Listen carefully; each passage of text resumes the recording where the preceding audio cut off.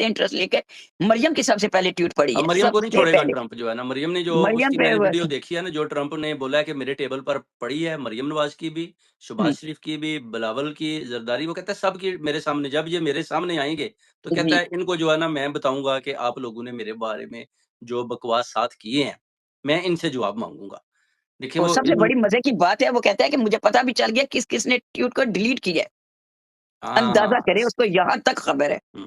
मगर लोगों ने उन उसको देखे ना डाउनलोड तो करके उसको भेज दिए, चाहे वो डिलीट कर भी दें, लोगों के पास रिकॉर्ड तो हैं उन चीज़ों जी, के। जी। हर चीज़ जब इसमें रिकॉर्ड पर होती है ना, जी तो हाँ, वो सेव हो जाती है। सेव कर लिया है जी उन्होंने। सेव कर तो ली है इस कि तरह कुछ भी भी ये बोले। सारे बुरी तरह फँस चुके हैं, इनको समझ नहीं आ रही कि अब ट्रंप से कैसे बचना है।